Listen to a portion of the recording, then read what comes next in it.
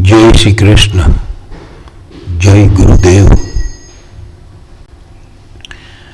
आओ एक बार फिर शिक्षा फॉर द मार्केट की हेल्प लेके निफ्टी का डेली, वीकली, मंथली या फिर क्वार्टरली तक का टाइम फ्रेम की हेल्प लेके एनालिसिस करने की कोशिश करते हैं। निफ्टी 13 मार्च 2024 डेली टाइम फ्रेम में FUS1 अकर हुआ था और FUS1 अकर होने के टाइम पे ही डिफरेंशियल 261 आ गया था। तो वैसे भी FUS एस्टैब्लिश उसका फॉलिंग 261 लोअर से ट्रेड करे तो ही होता है। एस्टैब्लिश बोले तो FUS के घर में जेन्युइनली वो FUS के घर में सस्टेन हो गया और फिर ये टर्न अराउंड FUS और ये कंप्लीट टर्न अराउंड FUS, वो सारी बातें थोड़ी लंबी हो जाएगी, लेकिन फिर भी हम प्रीवियस FUB का FUS लेवल अगर एक बार चेक कर ले तो ये 20,012, जी हाँ, फिलहाल 20,012 या फिर 18,820 के नीचे जाएगा तो ही ये टर्न अराउंड या कम, अभी तो टर्न अराउंड होगा।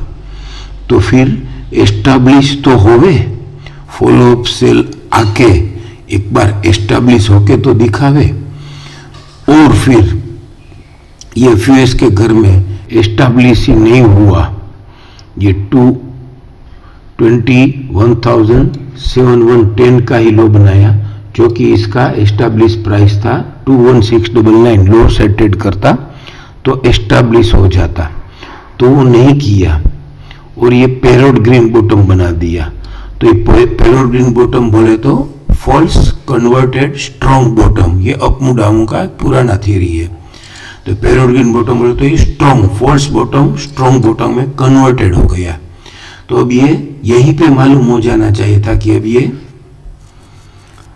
FUS एस्टैब्लिश होना चाहता नहीं है।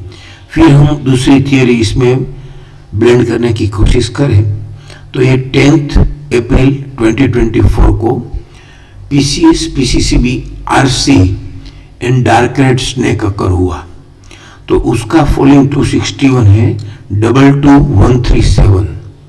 तो जैसे FUS हमको मालूम है कि 21699 या फिर ये 21710 जिस दिन लो बनाया तो उस दिन का stop and use to buy का सपोर्ट 21676 से होगा।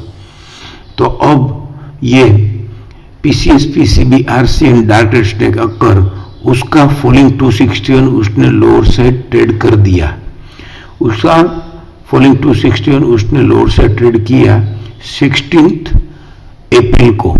तो 16 अप्रैल को जिस दिन उसने उसका फॉलिंग 261, एक अलग थियरी, बेर की थियरी का उसने फॉलिंग 261 लोअर से ट्रेड कर दिया, तो बेर के घर में उसने अभी तो एंट्री ली अलग थियरी के हिसाब से PCS PCCB RC and dark red snake occur, लेकिन उस दिन CTS सेल अकर हो गया और ये CTS सेल अकर हुआ उसी दिन ये यहाँ पे लाइट रेड स्नेक बता रहा है और ये गजनी पैटर्न हो गई।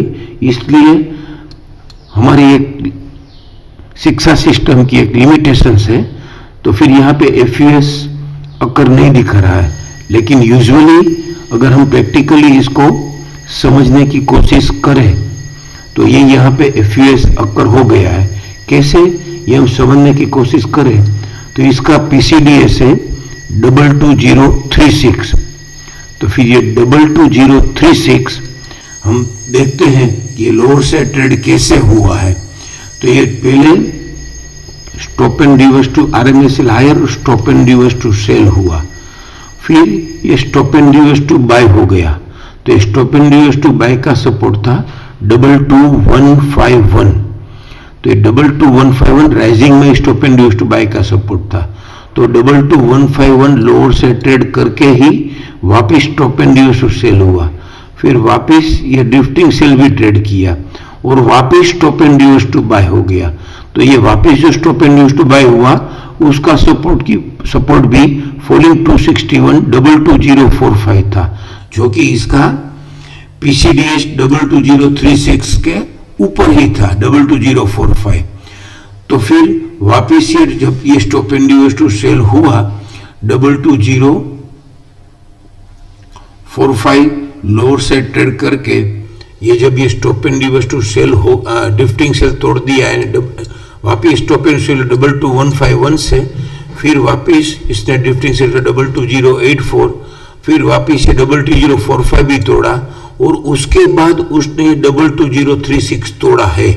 ये जो PCDS था TS सेल का, वो आफ्टर ऑल उसने लोअर से ट्रेड कर और PCR से क्लोज हुआ है।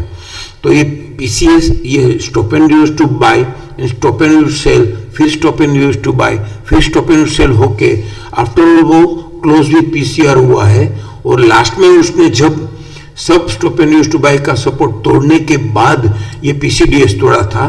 तो ये यहाँ पे हम FUS, अगर हमारा टेम्परामेंट हमको अलाउड करता है, हमने ऐसी प्रैक्टिस की है, तो हम इसको गिन सकते हैं कि ये FUS में कन्वर्ट हो गया है। तो एक तो CTSL के घर में ये डार्क रेड स्नेक भी गिन सकते हैं और FUS भी गिन सकते हैं। तो यहाँ पे ये बॉटम आउट की थियरी तो थी ही, और फिर तो इसलिए हम ये PCS PCC BRC और डार्क रेड स्नेक अकर का फॉलिंग टू 61 एक बार के लिए उसको लोअर से ट्रेड किया वो मानेंगे, और फिर उसका FUS भी कन्वर्ट हो गया है। लेकिन यहाँ पे उनको ये बॉटम आउट थियरी मिल गई थी। तो जैसे ये बॉटम आउट थियरी मिली तो फिर ये RMS सेल लोअर खुल के, जैसे RMS सेल लोअर खुला तो हमको ये फॉलिंग, इसका जो ड्रिफ्टिंग सेल था 21717, उसके स्टॉप लॉस से हम बाय ही कर सकते थे। तो 21717 से हम बाय कर लेते। तो ये टारगेट क्या था, ये CTSL का BDP 22641, और जिस दिन ये 22641 हायर साइड ट्रेड करेगा, जिस दिन ये 22641 हायर साइड ट्रेड करेगा, तो फिर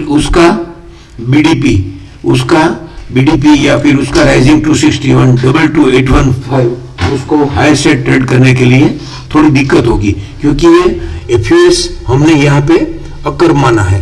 तो FUS अकर हो गया है, तो ये 22815 हायर साइड ट्रेड करने में उसको प्रॉब्लम होगा। और वो 22815 क्या है, जिस दिन PCS PCB RC in dark red snake occur हुआ है उसका राइजिंग 100 ही है। तो जिस दिन अब आने वाले दिनों में 22815 हायर साइड ट्रेड करेगा तो 23,000 से 23,150 हायर साइड निफ्टी आ ही जाएगा या फिर आ सकता है।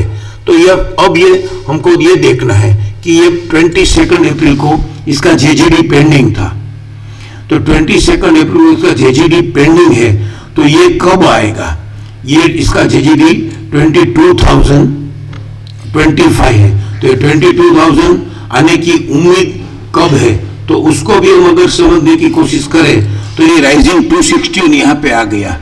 तो ये 24 अप्रैल को राइजिंग 261 आ गया, तो उसका राइजिंग 261 सॉरी ये 25 अप्रैल को राइजिंग 261 आ गया, और राइजिंग 261 आके भी ये गजनी पैटर्न हो गया है।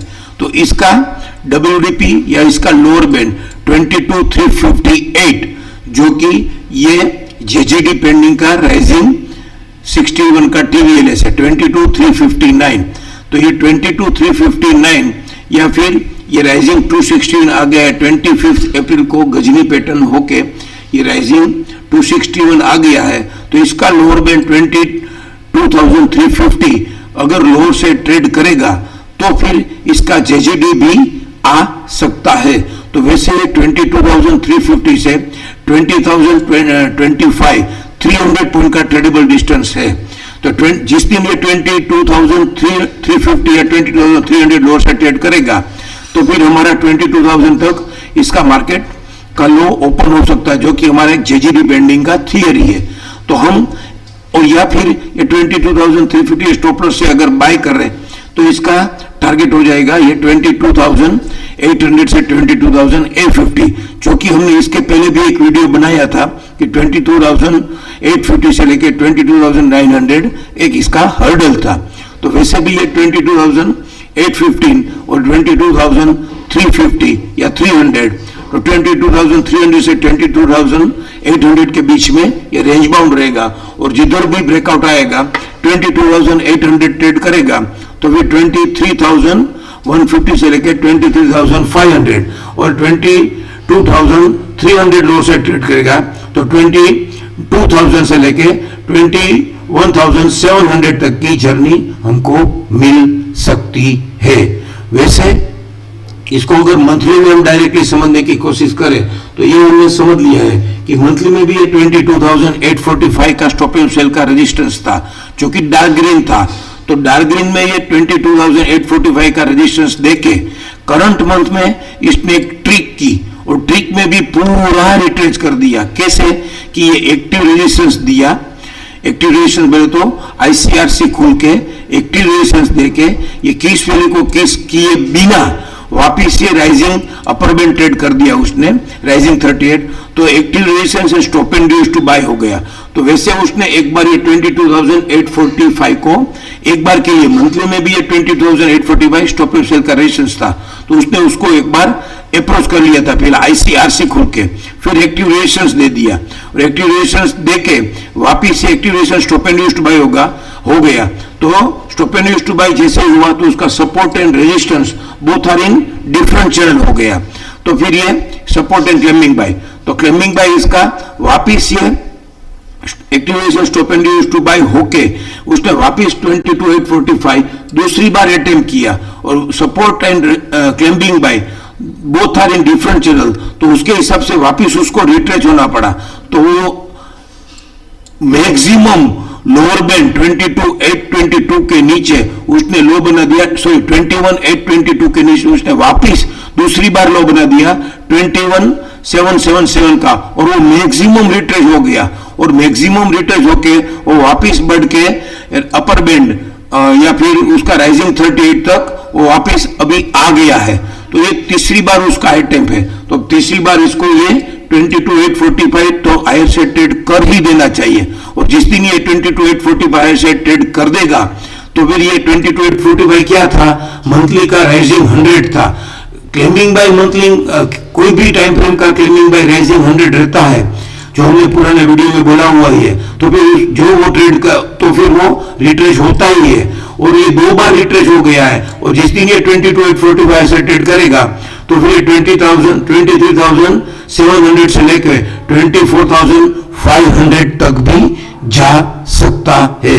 तो वैसे ये 23,800 अभी ट्रेड उसको कर देना चाहिए, क्योंकि मंथली में डार्क ग्रीन के घर में active resistance stop and dues to buy होके वापिस से दूसरी बार अटेम्प्ट कर रहा है। तो अभी तो ये मंथ खत्म होने का है, तो ये नेक्स्ट मंथ में जो प्लान बनता है या फिर आईसीआरसी खुलता है, आईसीएफसी खुलता है और कैसे 22,850 ऐसे ट्रेड करता है, उसके बाद हम उसको वापस एक बार एनालिसिस करेंगे। अब ये 22,850 की वीकली में भी समझने की कोशिश करें तो वीकली में भी ये 22,878 ये एक स्टॉप एंड सेल का रेजिस्टेंस है। तो जिस दिन ये वीकली में भी 22,878 हायर साइड ट्रेड कर देगा तो फिर ये वीकली में भी राइजिंग 100 ही था ये स्टॉप एंड सेल का रेजिस्टेंस। तो राइजिंग 100 जैसे ही ट्रेड करेगा तो ये रिवर्सल बाय हो जाएगा। मंथली में भी स्टॉप एंड सेल का रेजिस्टेंस ट्रेड करेगा 20,845 तो रिवर्सल बाय हो जाएगा। तो वैसे भी यहाँ पे ये स्टॉप एंड सेल और रिवर्सल बाय अगर हो जाता है तो वीकली में भी इसका टारगेट है 23,200 से लेकर 23,500। तो वैसे ये जिस दिन आने वाले दिनों में निफ्टी हमको ये समझ में आ रहा है कि 22,850 या 22,900 करेगा तो फिर 23,500 से लेके 24,500 जा सकता है। लेकिन ये जेजीडी हमारा पेंडिंग है, ये बात हम वापस बात करेंगे। तो अगर ये 22,300 या 22,350 लोअर साइड ट्रेड करता है तो फिर 22,000 तक आएगा, जो कि ये वीकली में नेक्स्ट वीक में अभी ये नेक्स्ट वीक में जो ओपन हो रहा है उसमें ये पुल बैक बाय का लेग है। ये चॉकलेट कलर का डायरेक्ट पैटर्न का कलर तो पुल बैक बाय का लेग है। तो पुल बैक बाय में जब तक ये वैलिड बाय होके डार्क ग्रीन नहीं होता है तब तक ये उसका WDP केजिंग के WDP 22,025 ही है, जो कि ये डेली का पेंडिंग जेजीडी है वही सेम प्राइस है 22,026, जो वीकली का 22,000 25 डबल रुपये कैचिंग ऑफर नहीं पाए, तो एक बार ये यहां तक अगर आ जाए, अगर आता है तो ये बेस्ट बाय है। तो 22,025 अगर नेक्स्ट वीक में ही आ जाता है तो हम श्योर बाय कर सकते हैं। फिर उसका टारगेट 22,800, और जिस दिन 22,800 ट्रेड करेगा तो फिर आने वाले दिनों में वो रिट्रेस होकर जैसे बढ़ेगा तो फिर 23,500 से 24,500 तक भी जा सकता है। Thank you. जय श्री कृष्ण, जय गुरुदेव।